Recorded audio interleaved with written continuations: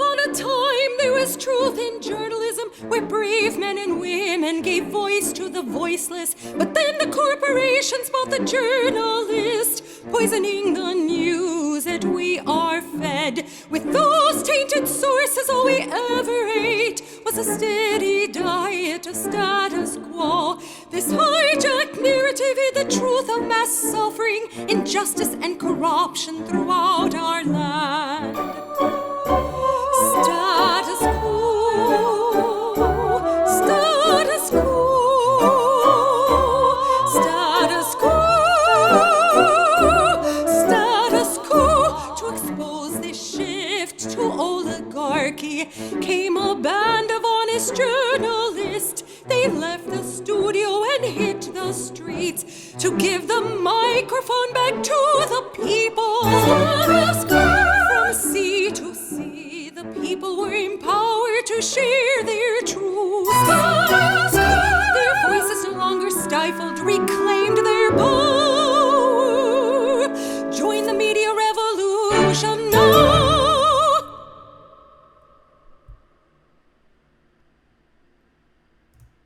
Hey there, Jordan Sheridan live. Status Coup in the Hizzy in New York, right here in the United Corporations of America. Hope everyone is having an okay day and feeling okay. We got a lot to talk about. I interviewed Richard Wolff, wonderful economist, a little while ago, so we'll play that in a bit.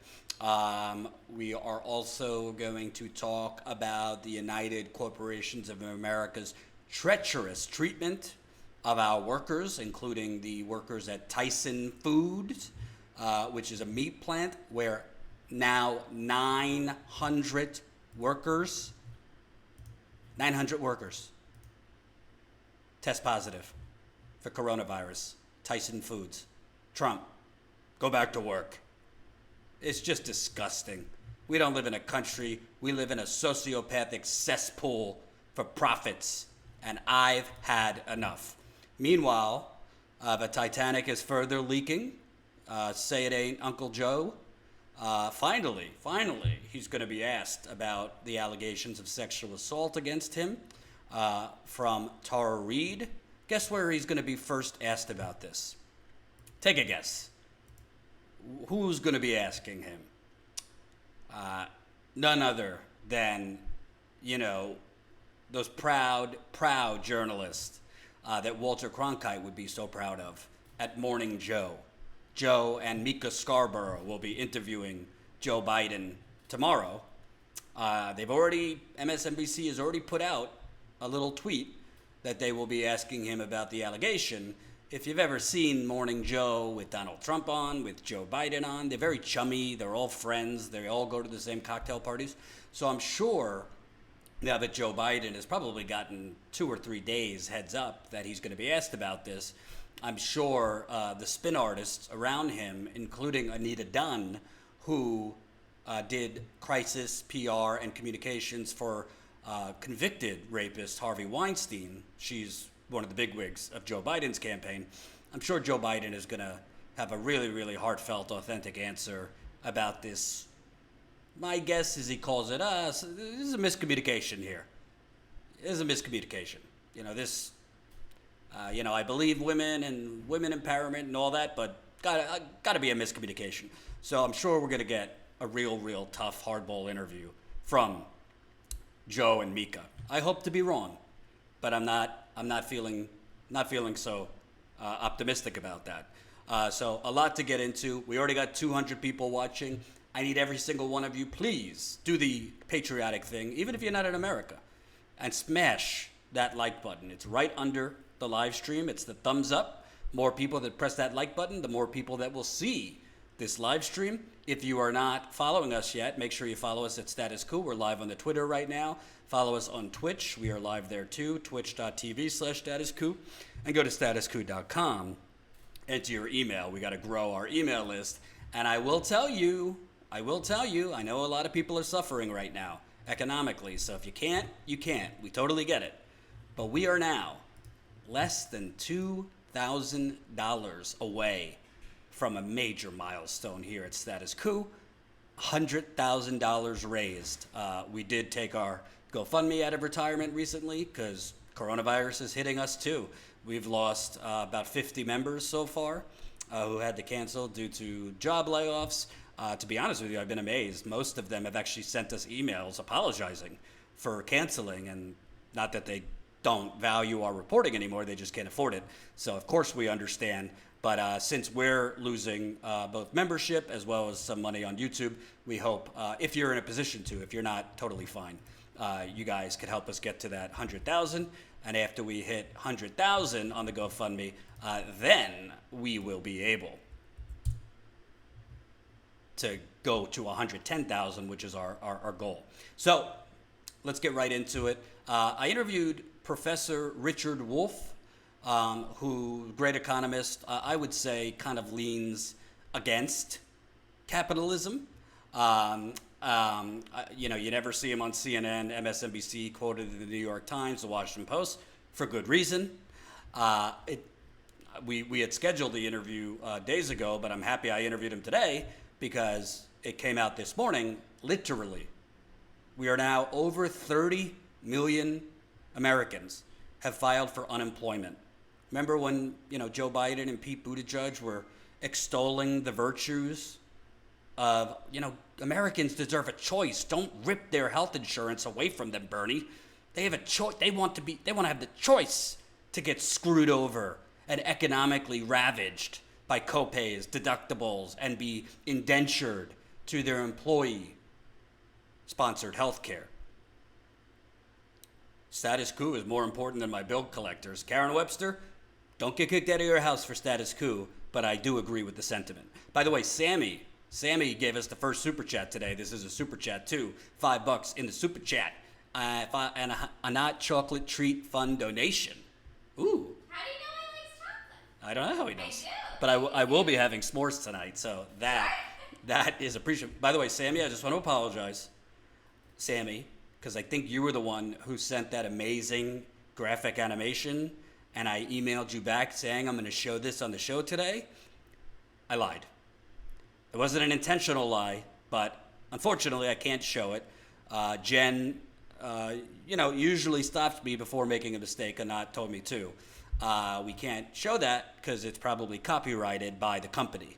So it's one thing if I purchase the flag and put it behind me, but I can't really make a digital graphic of the flag that they designed because it's probably copyrighted by them. However, we are going to be reaching out to the company because I think we should do some type of partnership, right? Yeah, hell yeah. Adbusters is getting all this money. I keep seeing people saying, I'm going to buy the flag now. They're getting all this money from us. So why shouldn't we get a little couple bucks out of this for independent journalism? So Sammy, I apologize. I didn't mean it. I answered you too quickly without consulting with Jen, who's the brains of the operation. And Jen told me you can't do that. So, sorry. Anyway, before I play, thank you, Jill, $9.99 in the super chat. Before I play the interview with Richard Wolff, I want to show you this disgusting headline, which says everything you need to know about the United Corporations of America. Nearly 900 at Tyson Foods plant test positive for coronavirus. Meanwhile, President Trump is essentially trying to force these workers back to work.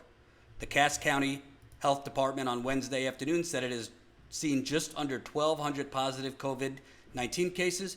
Almost 900 employees at the Tyson food plant in Cass County's Logansport have tested positive.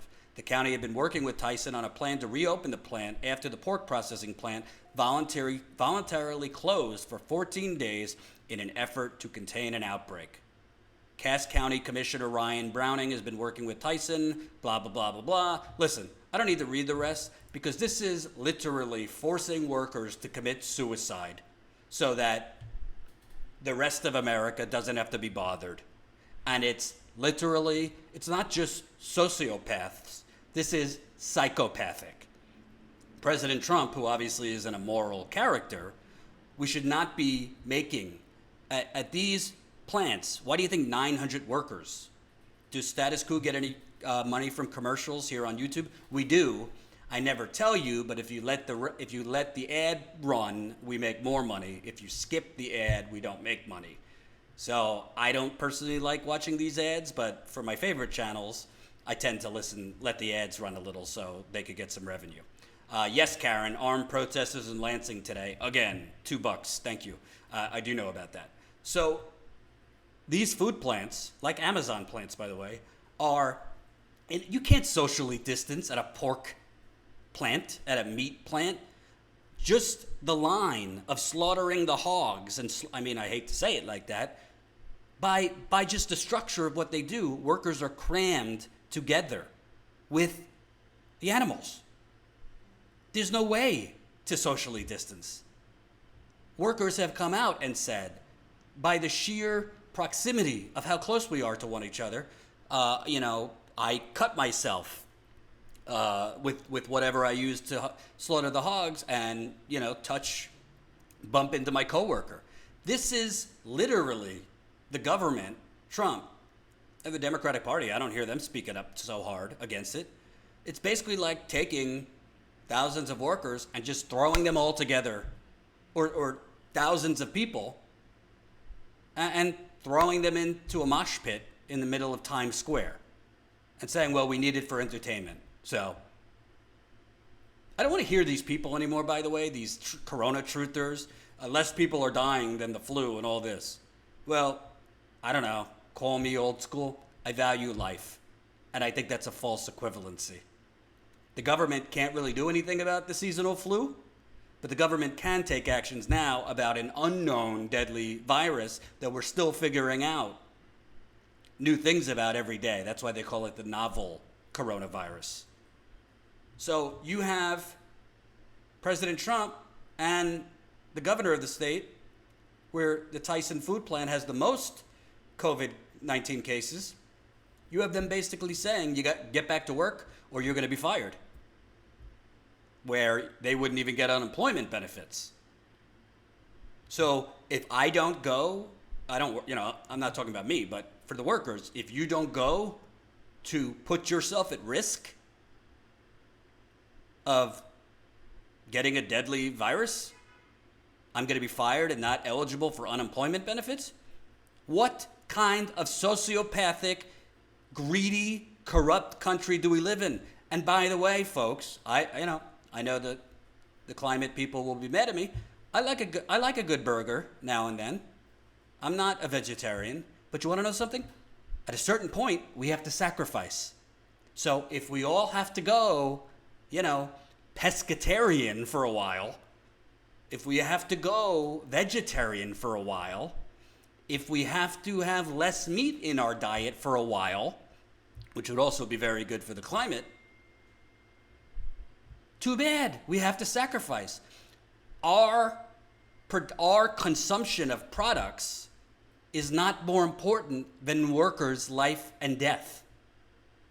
It's not more important than a worker in Iowa or Kentucky or name the state at these meat plants. It's not more important than protecting them. Other than life-saving PPE, neither is making Amazon workers work. By the way, a lot of Amazon workers, I've spoken to them, are still working sending sex toys to people. Is that an essential? I mean, for some people, yes, but, let's be real. Karen, I like steak, but I don't want one over a person's life. Thank you, Karen. And I think Colin Tooley, the great editor for Status Coup here, he just made a graphic. And by the way, you should see my text to Colin. I am a pain in the ass. He makes these great graphics. And then I keep saying, well, can you do this? Can you do that? So I asked him to make a graphic for basically our current economy and the greed that's going on and the recklessness that's going on. So I want to show you the new graphic that he made. Let me get it. Because this sums it all up.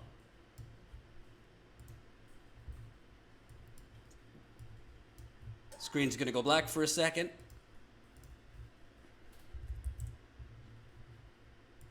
Ooh. Work. Giving an So basically, we are, right now, the Titanic as an economy. We have hit the iceberg, over 30 million people. And basically, the capitalists are still on their yachts, swigging the champagne. Colin, we're going to have to redo this. I need bigger figures. I need these people to be bigger. But for now, it's fine. God bless them. I'm a pain. That's the United States economy. The yacht owners, as they look on to the Titanic, are saying, I don't give a damn. Get in the boat and make me meat. The yacht owners are saying, I don't give a damn. Get in your Amazon factory and make me the products that we need so that lazier people don't have to go out and buy them. And I think some services are essential and Amazon workers are required. But why isn't the government requiring Jeff Bezos to provide N95 masks? N95 masks to all Amazon workers. Why isn't the CEO of Tyson being made to provide N95 masks to all workers? Why is it the workers responsible for all this? You tell me. It's a badass graphic, Colin. I'll tell you. I see big things for you in the future, Colin. It's a badass, and he does it in like 10 minutes. It's insane. I mean, it's just vile. And meanwhile, as all this is going on, you know, you got this story just came out. The head of the largest healthcare company in the country just made $52 million last year. As Joe Biden, 30 million people off, lose their jobs, lose their health insurance. Joe Biden and the Democratic Party, let's expand COBRA so that this asshole can make more money. 52 million's not enough. Think about that. 30 million people have lost their health insurance, right? And jobs. Tomorrow is May 1st. Rent is due. How are they going to pay for their rent? How are they going to pay for their kids? How are they going to pay for their health care? How are they going to pay for their COBRA? Nancy Pelosi, Joe Biden, will expand COBRA. Okay. So we don't have to pay the insane $600 a month for COBRA, but who's going to cover their deductible to use that COBRA? Who's going to cover the copays, the co-insurance?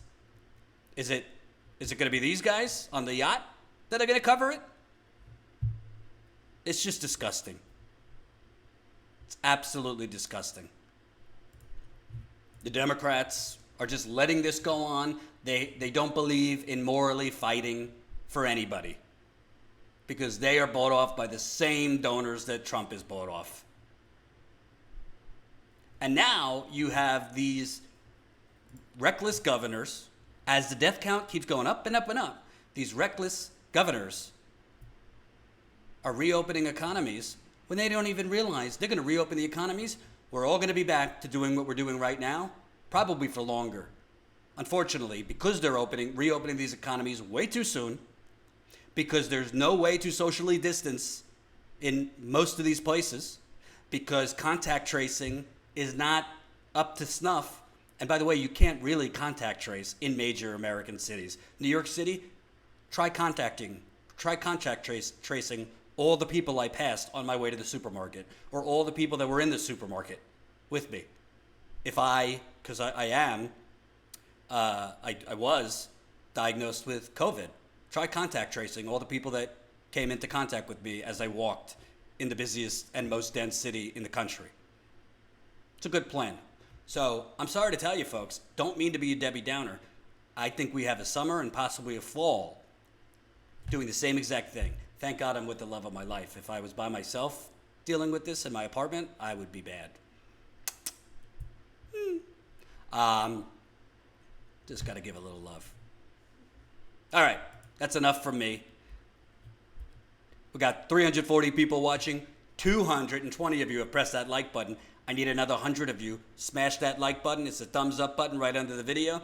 I could explain this treachery all I want, but I think Richard Wolff is a lot smarter than me. So make sure you press the thumbs up button so we can get this to more people. Let us know if you like it in the super chat. And the GoFundMe is also alive and well. Thank you, by the way. Give some shout outs here.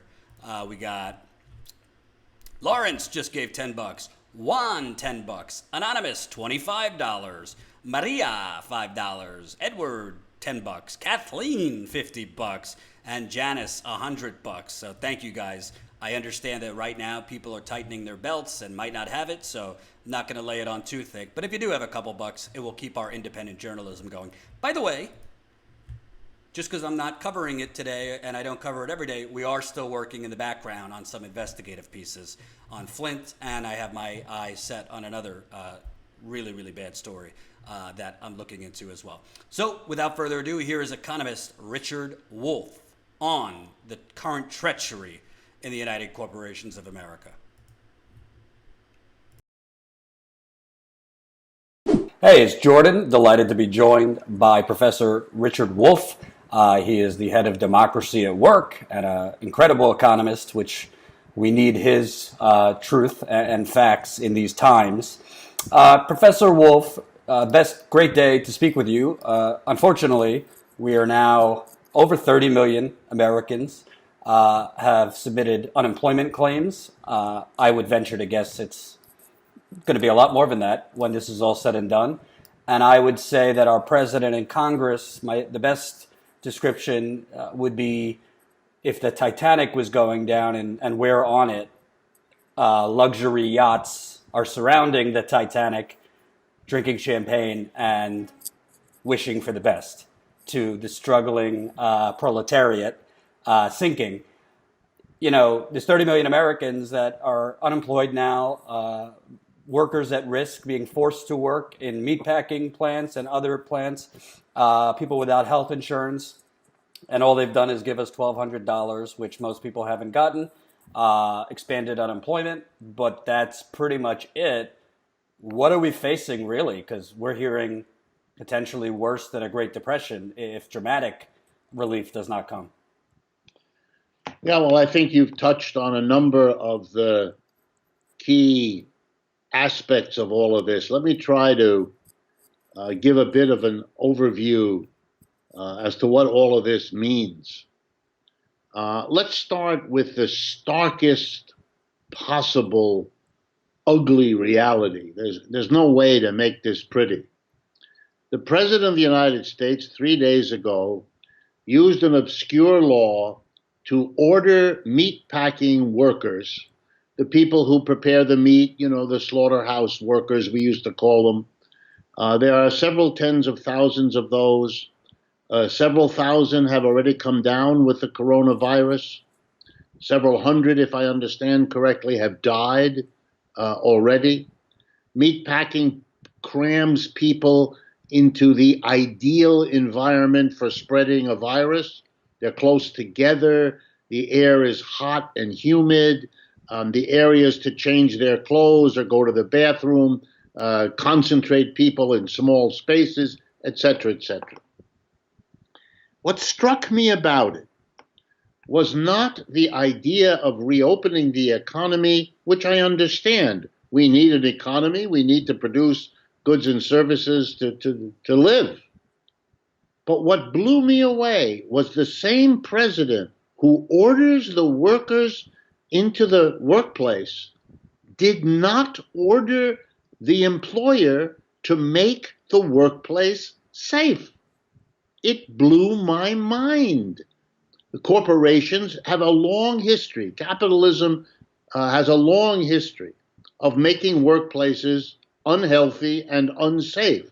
That's why we have something called OSHA, the Occupational Safety and Health Administration. 100 years ago, there was a famous American novelist named Upton Sinclair who wrote a series of very popular novels about unspeakable working conditions, including, by the way, a book called The Jungle, which was about the meatpacking industry, which was unsafe back then the way it is now.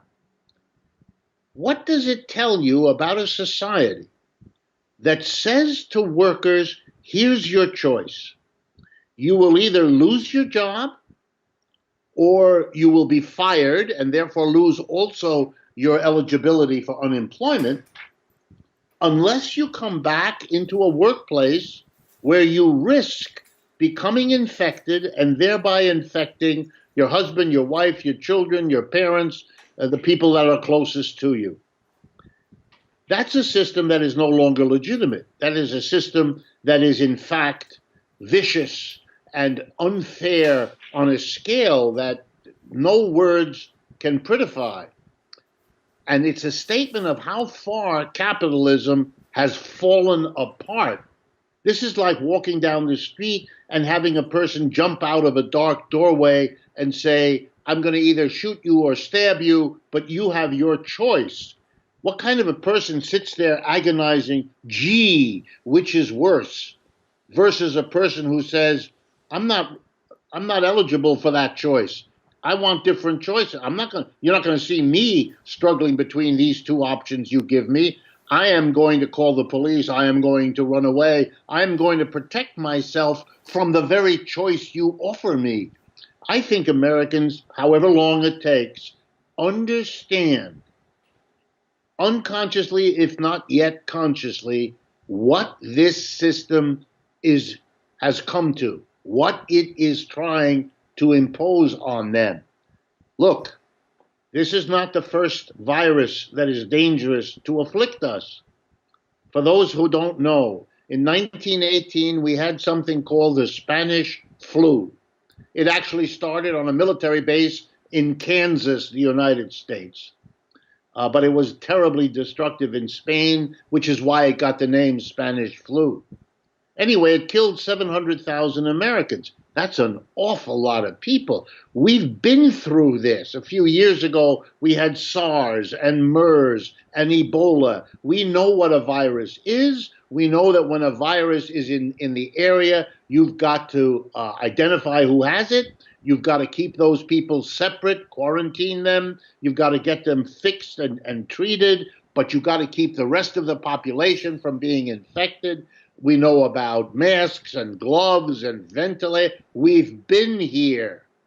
What then is the excuse that we don't have these things? As we are speaking, less than 1% of the American people have been tested. We don't even know who has the disease, where it is. Much of it is what's called asymptomatic, which means you don't see the coughing or the fever or the other signs that other people show. So all of this should have been done, could have been done, ought to have been done. And by the way, in other countries, many of them, it was done. So what's the explanation for the failure here? And for me, the answer is capitalism. It's no mystery, it's capitalism. And let me explain, so it's very clear to people. It is not profitable for any company to make, I'll pick an example, masks, but it applies to everything. It is not profitable to produce masks and then store them in a warehouse or stockpile them around the country, waiting 1, 2, 5, 10 years until they're needed. That's not profitable. And capitalism is a system in which what gets done is what it is profitable to do. Capitalists don't invest in businesses that aren't profitable. That's how the system works. They get rewarded if they do things that are profitable. They get punished if they don't. If you go to business school, you get an MBA. It teaches you profit is the bottom line. Okay, I understand that. And so companies didn't do it. Is that the right decision? No, it's the wrong one. You know why? Because if we're dead, profit isn't going to be relevant either. We've got to protect public health as a top priority. And capitalism is focused on something else, profit. And here's an example, we're living through it, in which the profit motive got the wrong outcome. We should have produced those things. And for those people who like to say capitalism is efficient, let me demonstrate to you how completely wrong that is. We have lost more wealth in the last month, the month of April, from this pandemic, much more wealth than it would have cost us to stockpile masks, gloves, testing kits, beds, hospitals in the years preceding. So this wasn't an efficient use of our resources.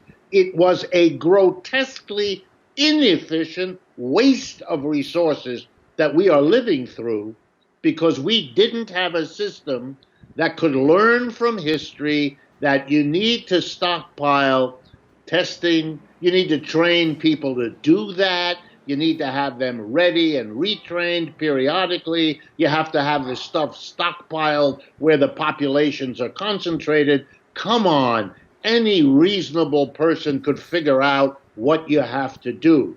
But this system failed. Well, you can say one more thing. You could say, well, the government could have, should have stepped up. That's correct. The government could have come in and said, hey, the private profit-driven capitalist system is useless in this situation. It failed in this situation, so we, the government, are going to compensate for the failure of the private system. But we live in a country where the leading politicians, put into place by the same capitalist corporations through their donations and their lobbying and all the rest, they can't think like that. They can't say that. They wouldn't be caught dead publicly saying that anything about private capitalism was anything other than the best there ever was. So they can't come in and compensate. Let me put it differently. They could, but they can't get their head around it, so they didn't do it. So we have a double failure. The capitalist system failed, and the government failed. And here's the irony of it all. You know, it is also privately unprofitable to produce missiles, guns, tanks, and planes. And they wouldn't be produced except that the government there does come in, buys those things from the private producers, pays them enough money that they get a big fat profit from doing it, and then the government stockpiles them. So the government figured out to do it for military, but not to do it for our public health. That's a sign of a system that's busted, that isn't working, and that doesn't deserve the loyalty of the people it so badly serves. And you use the term irony. An irony here also is the same corporations and big business and Wall Street, titans who were pressuring Trump in the first place not to close down the economy weeks ago, and are now pressuring him to reopen the economy, are really the same ones who wrote the trade deals that sold our manufacturing industry that would have been making the PPP equipment, the masks, the ventilators here to China and other countries, so that this pandemic was worsened and is going to be longer because we don't make anything and we let corporations offshore potentially life-saving equipment, across the world. Absolutely. And all I can do is add the following, like icing on your cake. The biggest recipients of both government spending by the Treasury and monetary stimulus by the Federal Reserve are, again, the major corporations of the United States, getting bailed out on a bigger scale now than they did back in 2009 and 10 after the so-called subprime mortgage crash. I mean, here we are 20 years into this new century, the 21st century, and we've already had 3 crashes of capitalism. The dot-com crash in 2000, the subprime mortgage crash in 2008, and now the coronavirus crash of 2020. I noticed that the crashes all have the names of whatever triggered them. It's as if the problem is the trigger, not the system that can't handle the trigger.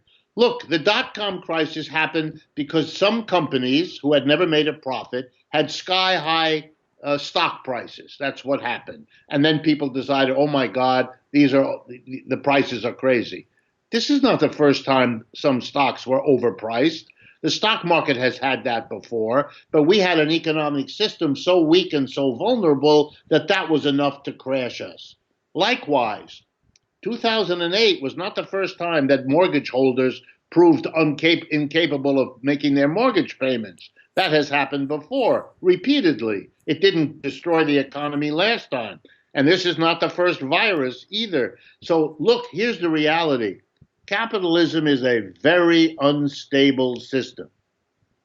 If you look at the last 300 years, it has had a downturn or a crash or a recession or a depression or whatever you want to call it, every 4 to 7 years. That's the average.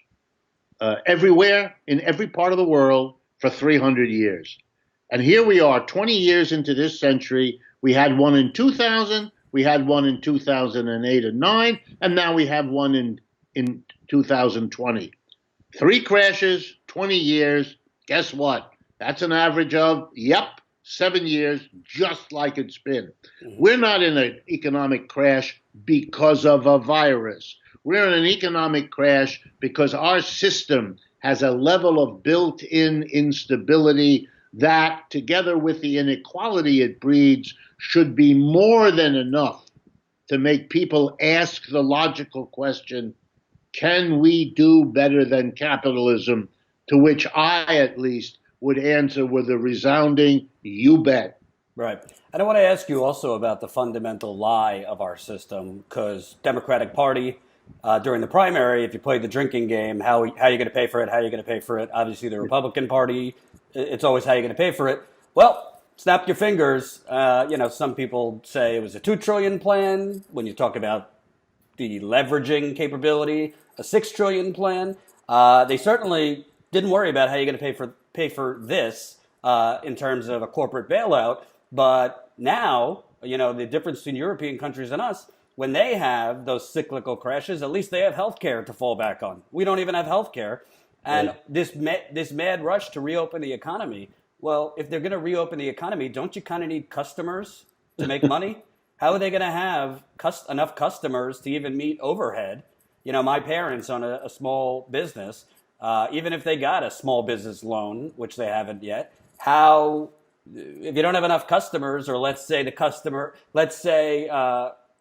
people still have their jobs but are tightening their belt for the portion of the society that haven't lost their jobs, what does that do, having empty tables at restaurants and the rest? Yeah, nobody has thought anything through. Please be aware that in 2009, under the first year of Obama's presidency, they did the same. They spent $1 trillion, heaved it at the economy, didn't worry about what the consequences were, and the consequences were part of what led to the crash now. I mean, you are literally in a kind of spiral. Every problem is handled by literally creating trillions of dollars, pumping them into the economy, hoping, therefore, to keep this broken refrigerator going for another few months, and not saying, look, I'm not going to worry about the long-term effects, because if we can't get through this crisis, there is no long-term. It's like a candidate running for president. He doesn't, or she doesn't worry about the general election, because if they can't win the primary, the general election is a dead letter. It has no effect. I think it's important for me as a professor of economics to let everybody understand we are in utterly uncharted territory. We came out of the Great Depression of the 1930s believing that we had learned certain key lessons of how to manage capitalism so it wouldn't have these kinds of crashes every 4 to 7 years, that they wouldn't periodically be of the immense destructive potential that they were in the 1930s. We've tried everything. In the depth of the 30s, we even came up with a whole new kind of economics called Keynesian economics after the British economist who developed them in the midst of the Great Depression. None of it worked. The reasons we have a crash now, or that we've had three in the last 20 years, is because we are no better able to prevent these absurd crashes now than we were 100 or 200 years ago, which is another reason to ask the question, why are we willing to continue? If you lived with a roommate as unstable as capitalism, you would have moved out years ago. You have to begin to ask people, what's the matter? Why are you stuck? It's like being stuck in a relationship that you kind of know is over. Whatever it was, it has now reached a point that both of you would be better off, going your own way. But it's very difficult. I understand, very difficult. The unknown future is scarier than the known, even if the known isn't so good anymore, etc. All of that is understandable. But when you get to a point where you are literally being faced with choices that are staggeringly bad on the one hand and staggeringly bad on the other, you need to understand you've come to a decision point. You've come to a time when you really have to make a kind of break, because otherwise you're in a valley of dead ends. And tomorrow's, May 1st. Right. I don't really understand how this is sustainable from the point of view of, let's say, okay, if you just take it at face value, 30 million Americans are unemployed. It's obviously more than that, and will end up more than that. More people are having their hours cut back. More people will end up having to take a pay cut, lose benefits, those kinds of things. Aren't these the conditions where you would see something like a mass rent strike or a general strike? Because even if you don't have an organized rent strike, at a certain point, it's just going to be a rent strike by default because people can't pay their rent. So you are seeing it. Yeah. Let me respond. Over the last 2 or 3 weeks, we've already seen, as you yourself just pointed to, people are taking action. There are a group of Amazon workers refusing to go to the warehouse, a group of Instacart people refusing to make the deliveries, employees in a variety of places simply not willing to take the risks to their family's health, et cetera, et cetera. But you're seeing more than that. In Chicago, a huge apartment complex, the people living there organized, they're not going to pay the rent. And the way they're going to handle it is nobody is. So you got thousands of families, all of whom, and the minute, of course, it becomes a mass phenomena, you can't deal with it by punishing, though there's too many people, and you're at risk. So the landlords can't act. Okay, I have some friends who are doing something in Jackson, Mississippi. It's called Cooperation Jackson, a very important project down there, African-American community moving. They've called for a general strike tomorrow, May 1st, but a kind of rolling general strike. Every few weeks, maybe the first of every month, they want to mobilize people, maybe to make caravans in automobiles, because that gets you the social distancing you need to be safe, et cetera, et cetera. All kinds of activities. I noticed that the meat packers union, in response to Trump telling them they have to go work, the union said, no, we won't. Wow. If you're beginning to mobilize labor unions, African-American communities, social movements in and out of the unions, you're beginning to get the kind of response you're asking about. We are suffering because for the last 70 years, the Cold War did a very good job of destroying leftist organizations. The government did it, the private sector did it, the police did it, the FBI did it. You destroyed the old Communist Party, you basically destroyed the two socialist parties, and you eviscerated the labor movement. Unions represented a third of workers in 1955, and today they represent less than 10%. So you have destroyed the coalition that came together in the Great Depression. So in a sense, folks now have to start kind of from scratch That takes time, but you're seeing it, and it is suddenly going very fast. And you look at what just transpired in the election. There's a dynamic of mostly older voters. No offense to your generation, who on the policies were for progressive policies like Medicare for all, minimum wage raise, all these things. But we're kind of socially and frankly by the media programmed to go for a moderate to right wing candidate like Joe Biden. But those people are also losing their jobs. Those people are also losing their health care.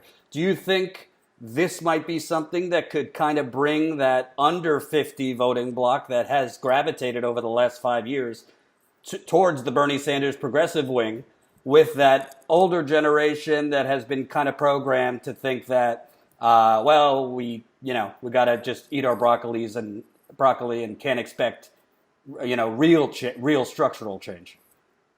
Well, I'm hoping. If you ask me honestly, do I think it's going to happen? Here's what I think: more and more Americans have no choice but to face the fact that Mr. Trump is the Republican and Mr. Biden is the Democrat, at least as far as the people who control those two parties go. Right. The controlling people in the Republican Party lined up now behind Trump, and the controlling people in the Democratic Party have lined up now behind Biden, who's one of them. Okay, I understand that. But those two parties on the basic question of capitalism are, for me, indistinguishable. They disagree about how best to support capitalism. Yeah, they do. And I can have my preference as to which one of them is supporting capitalism in a way I would prefer. But since I'm interested in getting a better system, in doing better than capitalism can do and has done, these two parties are meaningless to me. So for me, the difference is such that the only conclusion I draw is we need a party that is able to be critical of capitalism and advocate for something reasonable as an alternative, better system. Look, we had slavery and then people struggled and we got a better system. We had feudalism, people struggled, we got a better system. We've had capitalism for 3.5 centuries now, people have struggled, and we can do better than this. There's no reason to assume that history has come to an end. That's a level of arrogance and self-confidence that requires mental attention. That's silly. So for me, I think we can do better. The human race is capable of doing better. It can go beyond this system. I want a political movement and a party. I think people are so turned off that we're going to get two reactions. One of them you already see. It's Bernie, it's Elizabeth Warren, it's Alexandria Ocasio-Cortez, all of that. But the other reaction, which is very scary for me, is even greater resignation, distancing, turning away from all of politics as a kind of cesspool of irrelevance. And there, I must tell you, as a professor, a significant number of my students, including those who in the classroom will tell you how excited they are by Ocasio-Cortez or by Bernie or what. When I say to them, well, let me ask you a question. Are you registered to vote? Look at me, giggle, and tell me no. Because in a very real sense, they already assumed that somebody who could be exciting, like Ocasio-Cortez or Bernie or Elizabeth Warren, would be shot down by the political establishment. So that they were exciting, but they never really took seriously that these people could be leaders of a movement that could make change. What needs to happen is changes brought about by mass action, even if the changes are relatively modest, could have an enormous effect in dealing with this sense that change cannot happen, that the old people who run things have it locked down, and that we, coming up, we just can't do it. We're not even able now to live at the standard of living our parents enjoyed or to have the aspirations our parents indulge. It's not available to us. That kind of defeatism or fatalism or resignation, whatever word you want, for me, that's the big problem. It's not convincing people that a better alternative to capitalism is worth it and exists. They believe that. Mm-hmm. But that it's feasible to get it, that they don't believe yet. Let me ask you, lastly, to me, the opposition party, which we don't really have at this point, the Democratic Party, is a major problem here, because if Trump and his negligence have put the patient, the American people, in critical condition, the nurse or one of the nurses or doctors, the Democratic Party, is throwing morphine at a patient in critical condition. Nancy Pelosi, we could go into it. She's, COBRA expansion, which, okay, there's still deductibles and copays. If I don't have a job, how am I going to pay for that? Crumbs, when universal basic income was mentioned to her, it's like she saw a ghost. What, in the short term, if you had your way, what is the immediate best program? Is it UBI? Is it Rashida Tlaib has put forward kind of a recurring debit card that would be refilled until we're out of this? Is it the government paying 80 to 90% of payrolls like we're seeing in Europe? A combination of all. What should be done that there's still time to do? Well, I think you put your finger on. I would say all of them, or as many of them as we could get through. Here's the way to think about it in terms of economics, which is what I know. All three of the crashes in this 21st century have been handled by throwing a vast amount of money into the economy. But the vast majority of that money has gone to the richest people and the biggest corporations. And the idea was this is a way to manage a broken economy because the benefits we give to the top will, here we go, trickle down and eventually benefit everyone. The alternative to that has always been trickle up, don't trickle down.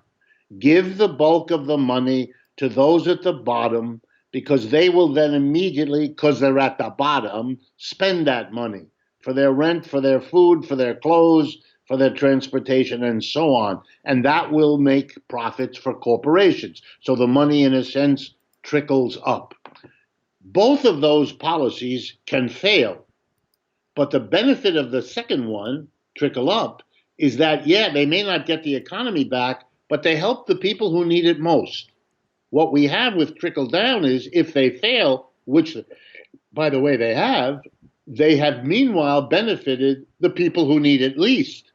The absurdity of that is another testimony to a capitalist system. And I think the mass of people, on the one hand, would welcome a trickle up policy change of the sort that Nancy Pelosi or Joe Biden, they really can't even understand it. They've been so distant from all of that way of thinking, even though it's the history of the Democratic Party in the 1930s, that they get mentally confused when the question is raised because they're so out of practice of even thinking about it. But here is sort of the final point I would want to leave with you. I think the mass of people are skeptical. And they're skeptical in a way I would phrase this way. When you say, come, join us for a trickle-up policy, in so many words, they look at you and they say, no, thank you. We've been there and we've done that. That's what the 1930s were. In the midst of a depression, the unions, the two socialist parties, the Communist Party went to Roosevelt and they said, you better do something for the people that are suffering, because if you don't, we'll kick you out of the White House and we may make a revolution. Okay? So Roosevelt was a smart politician. He knew that they were speaking for what the reality of politics was. So he created in 1933 the Social Security system. We never had that before. You're 65 years of age or older, we're going to give you a check every month for the rest of your life. He created unemployment compensation. We had never had that before either. He created the first minimum wage to make sure people got paid properly. And then he created a federal employment program in which he hired from 34 to 41, 15 million people. Okay, what was the result? The result was we didn't go fascist in this country. We had a New Deal, and it created a middle class. But that middle class now understands that what they got in the 1930s and early 40s was subsequently taken away from them. The New Deal was undone. You can't ask the working class to go fight for another New Deal, whether or not it's green, because that's not enough. We can't be struggling like crazy for 10 years to get something that is then taken away from us. You got to give us a program that gives us at least the hope that the struggle for these reforms will not be undone. And the only way to do that is to take the power and the profits away from private capitalists, because their power and their profits and the capitalist system give them every incentive to undo the reforms, those reforms we can even win, and the profits give them the means to realize their incentive. And that's what they did in the last 50 years. Something has to be spoken about that so the mass of people who are angry now, who are open, have a feeling that they're not being asked to do something to which you respond, I've been there, I've done that. I'm not doing it again. Professor Wolff, thanks so much for taking the time. Really wise words. And I agree with you. The biggest fear is people getting complacent and hopeless. So we need to work against that. Thank you once again, Democracy at Work. People should check it out. You have a YouTube channel too, right? Yes, you just go to the YouTube and look up Democracy at Work. You'll see all the work we do. Democracyatwork.info is the website. Great. Thanks so much. We'll be in touch. Thank you. And do send us a link. We'd love to promote and all that. Absolutely. Okie doke. Take care. Bye-bye. Hope you enjoyed that last video. Hop on over to statuscoup.com where you can sign up for our email list and become a member for as low as $5 to $10 a month. Membership is how we grow. That's statuscoup.com/join. And remember, join our email list so we can grow the revolution with you. That was the great Richard Wolff. Great discussion. Imagine if someone was like that was Treasury Secretary or was running the Council on Economic Advisors. Imagine if the Democratic nominee was listening to that guy instead of Larry Summers. But all we're left with, Colin just updated the graphic, all we're left with is this. We are the Titanic, the boat is sinking, and the capitalists, the plutocrats, the bourgeoisie is still drinking their champagne, gleefully watching as we sink. Disgusting. This is the United Corporations of America. And you want to know something? Donald Trump is certainly at fault here. He is the president. But Donald Trump and the Republicans are allowed to get away with this treachery, responding to an unprecedented global pandemic with a one-time $1,200 check that I would say majority watching have not received yet. Expanded unemployment, where state by state the reports are that people are being overrun. Unemployment offices are being overrun right now. They can't even get the unemployment to people.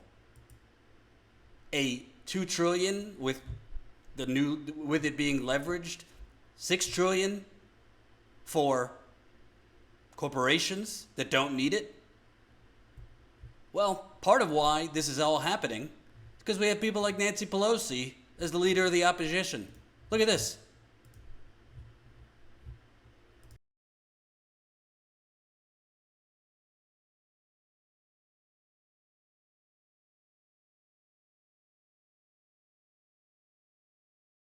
We're in a world where people who are wealthy, people who have jobs, contracts, they can stay at home. I see another world, I see the possibility of two societies developing. Society that has to be out there every day, in the masses, subways, risking themselves. And then this other group of people who are safe at home with all sorts of computers, very rich, a society that is not what you and I want to see. How do we prevent that? Well, let us do it all together. This is a moment of truth for our country about who we are. What is the humanity of America? We wanted to support the small businesses. They are the vitality of our economy, the dreams that people have, the entrepreneurship, the risk they're willing to take for an idea. And so that's why we all gathered and wrote the PPP for that, so that we can try to reach as many people as possible for their jobs and their businesses. But that was not being done in a way that reached the underbanked and the rest to address your disparity issues. And in our second bill, we were very proud to be able to do that as we increased funding for hospitals and testing essential to how soon we can open up. But if you gave everyone in America, every child in America, a laptop, he or she may still not have access. The rare, Or seniors or anyone, the but rare think about the good kids in question, school.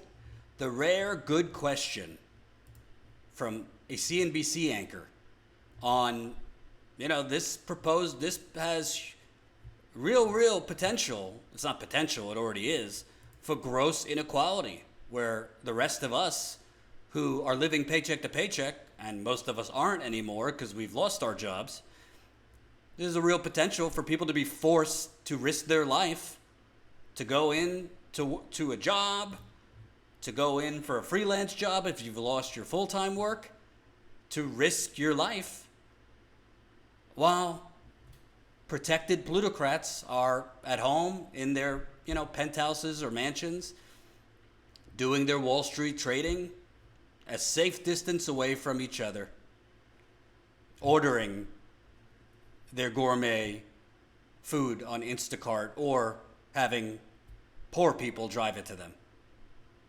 And she can't answer for it because she doesn't care about inequality. Go ask the people of San Francisco if she cares about inequality. Tanya H., €5. Great interview. Thank you so much. By the way, during that wonderful interview, we got a $100 super chat. Swirly Swirl. Unbelievable. Thank you so much. Swirly Swirl, $100. I'm super frustrated with COVIDiots today. I wanted to say thank you for being honest and not going off the deep end like Kim Iverson. Thank you for the $100, Swirly Swirl. I'm in a good mood right now, so I'm not going to get into Kim Iverson, but don't get me started on Kim Iverson. I've already had words with her in the past on social media, and I'm not a fan. Just keeping it real. Don't know her, but I think she says a lot of reckless, stupid things. Suffragium, $10. Jordan, please speak about Jeff Weaver and Sanders PAC controversy, how Sanders' campaign did accept PAC money. There was a recent interview with former Sanders staffer Nick Branner confirming this. I actually planned on doing something on this weekend. Jeff Weaver is starting a super PAC for Biden to try and bridge the divide and get progressives involved. Number one, Jeff Weaver is like Bernie Sanders' closest advisor and political, other than his wife, since like the 1980s, I believe. So Jeff Weaver isn't doing this without Bernie knowing about it. I doubt Bernie condones it, but I really have to wonder, what is Jeff Weaver thinking? First of all, Super PAC, I don't care if it's for Biden or anyone else, goes against everything progressives are supposed to stand for. Secondly, why is it that Bernie Sanders and the people in his world continue, frankly, prostituting themselves for Joe Biden when he hasn't done a damn thing for you? What has Joe Biden done to yield Bernie Sanders or his top advisor or his supporters getting behind anything, whether it be a super PAC or anything else? What has he done? Lowered the Medicare age? Said he's going to lower the Medicare age from 65 to 60? Well, thank you, Joe. I could die slowly and just wait till I'm 60, in my case, 27 years from now. Thank you so much, Joe. Not to mention, I said this yesterday, I'd like to hear Bernie Sanders call out Joe Biden. Joe, we got to hear from you. We have to hear from you directly on this allegation against you. I want to be fair. I said it yesterday. I don't know if he's guilty. I don't know if he's innocent. I don't know if it's somewhere in the middle. Maybe he did something to this woman and it wasn't exactly what she said, but it was totally inappropriate. I don't know. I want to be fair and take the politics out of it, because I obviously am not a fan of Joe Biden politically. But if I'm Bernie Sanders, I'm not doing live streams with him right now. My advisors aren't going to start super PACs for Joe Biden until he gives a damn good explanation, other than that didn't happen, for a violent accusation. And by the way, the journalist, Morning Joe, is interviewing Joe Biden tomorrow, so I'm not exactly expecting a probing interview or a real challenging interview. It's basically they're going to do damage control for him. But, I mean, you ever watch Morning Joe? Joe and Mika Scarborough? It's pathetic. They're best friends with all the politicians they're supposed to hold accountable. But aside from the questions about whether he did this or not, he better have a good explanation. Why was she fired from your office? And why is it that she says she made a complaint? It would be sitting in the archive records from your Senate office that are at the University of Delaware, but the University of Delaware won't release them. Well, I think if Joe Biden says release them, they will release them. It's not like the University of Delaware is doing some moral stand. No, they're not releasing it, obviously at Biden's request. Well, you obviously got something to hide if you don't want to release it. And no, I don't think as progressives, I don't consider myself a Democrat, I consider myself a progressive. No, we can't go for the lesser of two rapists. If Joe Biden did do this, again, to be fair, I don't know if he did or he didn't, but there is some smoke here. And it's abominable that he hasn't had to answer for this. And I think this accusation has been out there in the media. She's obviously been saying it for at least a year, but it's been out in the media for over a month. And he hasn't been challenged once in interview after interview, just like CNN didn't challenge him on lying about apartheid South Africa, his arrest in South Africa on his way to meet a freed Nelson Mandela. I mean, Joe Biden has gotten away with lie after lie after lie. And it remains to be seen. I am not expecting a challenging interview. I am expecting them to paint him as an honorable man, to play on his loss and great suffering in life, which is legitimate. He did lose a child and his wife. His writing the Violence Against Women Act. Hey, look through history. There's plenty of people that on one end have done good things and on the surface stand for things like Violence Against Women Act, while behind the scenes did some really disgusting, shameful things. You could be, one person could do good and really bad. But I don't know, in addition to the super PAC thing that the person who left the super chat is talking about, I don't really understand, like, if Bernie Sanders is one of the leaders of the progressive movement, you can't just go along and support Joe Biden without demanding that he answer for this. And yeah, Biden, it was announced today, there was a deal struck where there's going to be equal delegate representation at the convention. I don't give a shit. That's not some victory for progressives, that maybe Biden's people are going to treat progressives better than Hillary Clinton's people and the DNC treated them at the convention in 2016. What does that tell us? That doesn't mean that Joe Biden's actually going to try to do one thing for progressives if elected president. I don't care about delegate representation. And I also don't care, sorry Bernie, about what the Democratic platform says. Joe Biden might just say, fine, put Medicare for all on it if it makes them happy, so that they'll stop, with the never Biden stuff. Just put it in the platform. Obviously, it doesn't mean anything. That's how these people are. What about New York delegates, Jordan? Joe, I understand states want delegates. Activists want delegate representation.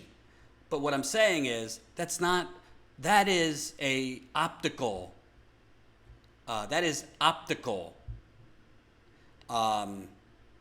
concessions, that is optical concessions that Biden is making to progressives so that we have equal delegate representation at the convention. That's not policy concessions. That's not Joe Biden picking an actual progressive as his vice president. That's not Joe Biden committing himself right now to, I am going to fight for Medicare for all from day one. Doesn't mean we would trust him, but at least putting his name to, I am going to do X, Y, and Z. Personnel is policy.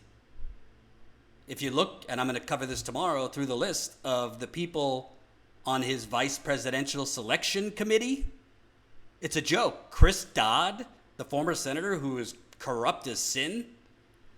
Mayor Eric Garcetti from Los Angeles. There's been serious investigation about corruption within his administration. And how does he have the time to be on the vetting committee for Joe Biden's vice presidency? Doesn't Los Angeles have a little problem right now called the coronavirus pandemic?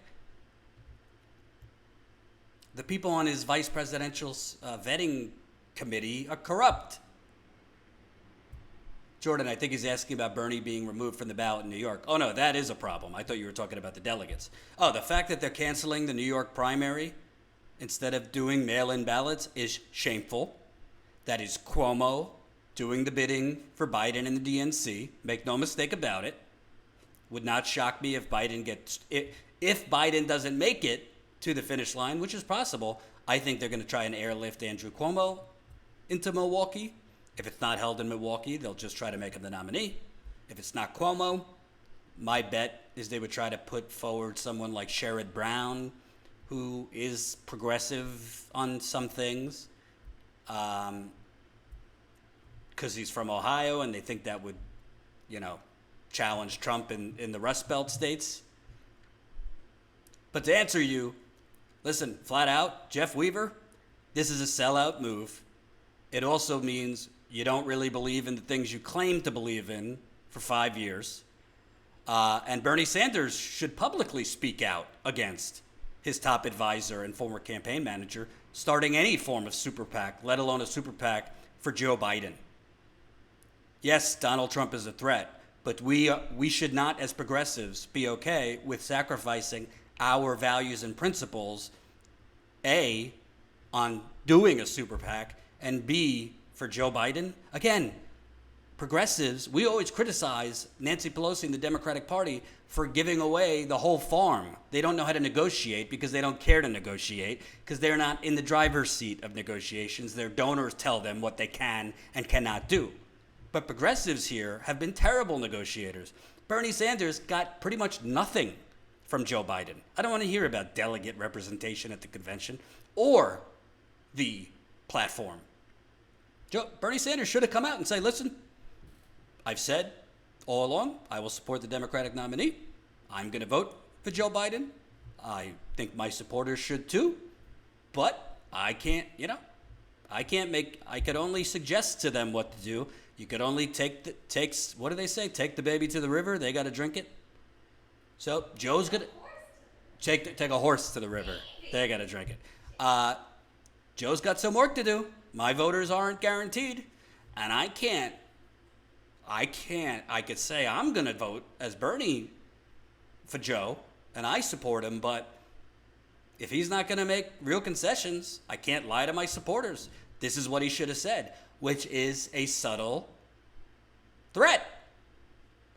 The only way you're going to get them to do something that you want and to actually make real concessions is to threaten their victory. Bernie Sanders is not doing that. And I'm not, I see some people in the chat, Jimmy's right. Listen, I love Jimmy. We have differences on certain things, but I love him. I think it's short-sighted to be like, Bernie's a sellout, Bernie's this. Listen, there would be no movement right now without Bernie Sanders, okay? A lot of the people slamming him would still be sleeping if Bernie Sanders didn't wake a lot of people up 5 years ago. So I think it's kind of ridiculous. We could disagree with Bernie on what he's doing now, but these really, really gross generalizations are just short-sighted and wrong. With that said, Bernie's wrong not to be screaming and hollering and, more importantly, organizing his army, including his email list, for rent strikes, for mortgage moratoriums, for rent moratoriums, student loan moratoriums, freezing these expenses. He's wrong. He has the ability to do it, and he ain't doing it. I have no problem saying that. Vicky Blair, $20. Jordan Jen, I appreciate you reporting so much. It's the highlight of my day and fantastic interview today. Vicky, thank you so much. You are the highlight of my day with that kind comment and generous contribution. So I want to show you another one with Nancy Pelosi, because it just reveals we don't have leaders currently with the power representing us. Look at how she responds to a basic question on universal basic income. As we go forward, let's see what works, what is operational, and what needs other attention. Others have suggested a minimum income for a guaranteed income for people. Is that worthy of attention now? Perhaps so, because there are many more people than just in small business and hired by small business, as important as that is to the vitality of our economy, and other people who are not in the public sector, meeting our needs in so many ways that may need some assistance as well. But we're talking about the lives of the American people. And again, the pull and push of should we open up or not, if it jeopardizes the lives of the American people, we have to handle it with care. But again, recognize the realities of it all. What is the execution of it? What is working? And what are we getting our money's worth on? I think we have to look at that, too. How is the money being spent? With all the best intentions in the world, but nonetheless, we want the money to go where it needs.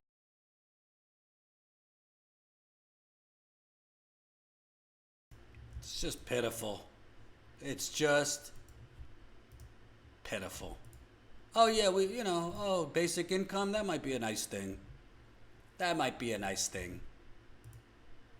And ladies and gentlemen, I have a bit of breaking news here to tell you about. Let me find the tweet, because this is spicy. This is spicy. Hold on. Rich McHugh. The Business Insider reporter that broke the story about the corroboration where Tara Reade's neighbor corroborated that Tara Reade had told the story to her in 1995, so about 2 years after it happened back then. He is now reporting the Biden campaign refuses to open the Senate papers that could shed light on the accuser's claims, but has sent operatives to look through the records. Check out the piece by whoever this writer is for Business Insider. Let's see here. Presumptive Democratic presidential. Oh, don't do this to me. All right, I need a guest pass for this article. A lot of outlets and their paywalls. So I'll have to do that when I'm not live. But right here, Joe Biden's, remember I told you this is ridiculous. It's obviously Biden's campaign is, it's not like University of Delaware gives a damn on its own. Biden's campaign has told University of Delaware, no, you are not releasing these documents. Yet Biden's campaign is being allowed in to go through his records. I would venture because there is something there, and they want to, you need to know what you're working with. And Biden, to be fair, they probably nobody probably remembers whatever the complaint is. We're talking over 30 years ago. I got news for you. Again, I'll say it. I don't know whether it's true or it's not true, but what is very clear is Joe Biden and his campaign are trying to hide something in regards to this. If they weren't, they would just say, yeah, release it. I mean, maybe she made a complaint, but they could have they'll have a reason for it. But if you don't even want it released, but you're sending your own campaign in to basically get intel on the complaint to do more damage control. I mean, come on. This is obvious. And Morning Joe better ask them about this. Operatives equal lawyers. My guess is they're sending in Anita Dunn, who is a communications PR person, who also helped convicted rapist Harvey Weinstein during his problems and trials with crisis communications. But I got news for you. That does not look good for Joe Biden. And also, remember, folks, one of the things here is if this is true, that he did this, I mean, it is speculation on my part, but generally speaking, if that was the type of person he was back then, where he would just, maybe he thought women were into him, he was this hotshot senator, he was, I think, the chairman of the one of the big committees in the Senate, it's possible that he knows, well, there might be some other women out there that could come forward, so they're trying to put the kibosh on this one before a floodgate opens. Again, speculation, I don't know. But it doesn't make sense to me, if you're innocent, why your campaign's going into the University of Delaware's archives looking through potential complaints she made. We've already seen that the claims she has made have been corroborated by several other people. Now, somebody could be making something up or be misremembering something and have told other people that made up story at the time, or told other people a story that's she's misremembering. I'm a journalist, so I'm not going to, I don't know if it's true or not. I have my thoughts, but that doesn't really matter. We can't, just because it's Joe Biden, we can't just convict somebody on Twitter or on YouTube. You need evidence. But we also need to hear her. It's disgusting that it's taken, I think, over 30 days now. And there's been reports, CNN, MSNBC won't reach out to her for an interview. She's being forced now because the main outlets won't have her on, including the broadcast outlets, ABC, NBC, CBS. She's probably going to have to go on Fox News. And that's going to be politicized, and then she's going to be painted as, a right-winger trying to take down Biden, even though she worked for Biden, even though she said she was supporting Elizabeth Warren, even though she voted for Obama. She has made clear, I'm a lifelong Democrat. She has even said, I like a lot of the things Joe Biden has done.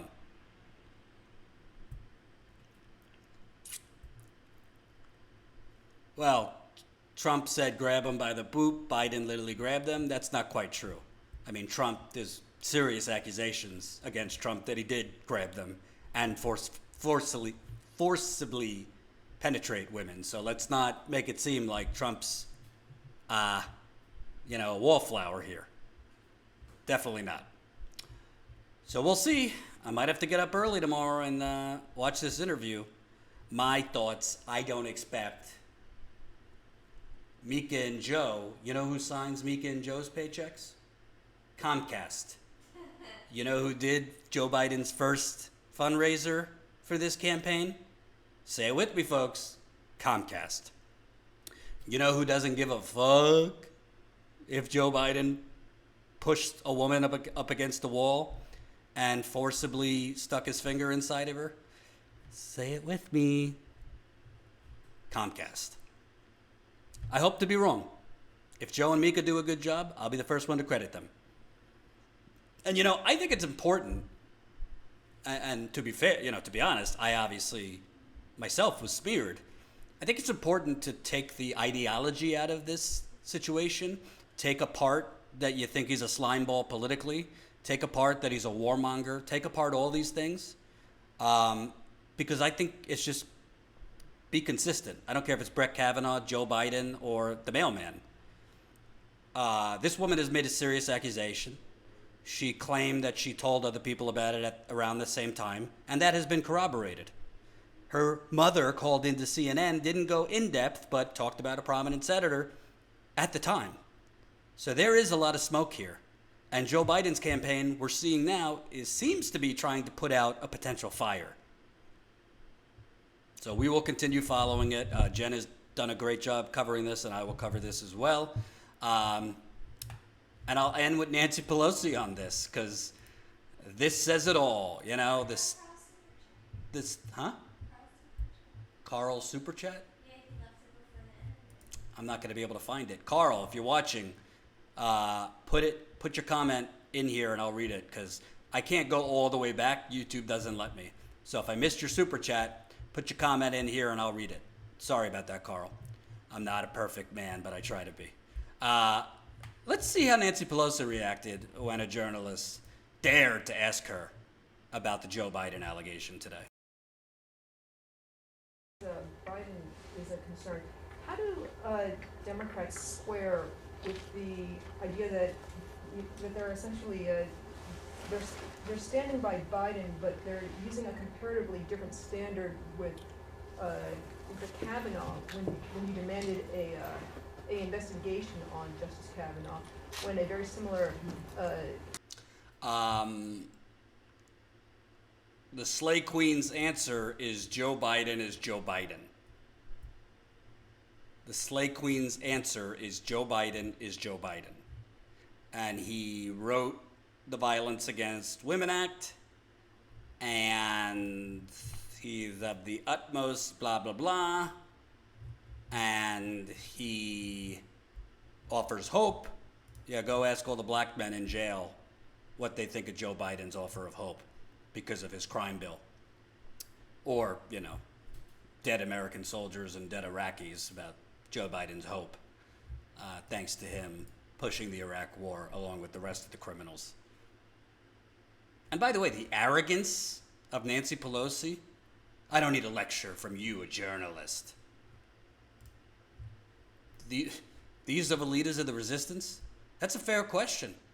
That it's a shame and a disgrace that Bernie Sanders was asked about Joe Biden before Nancy Pelosi. It's ridiculous. We don't have journalists in this country. We have a bunch of bootlicking, ass lickers, deathly afraid of losing access.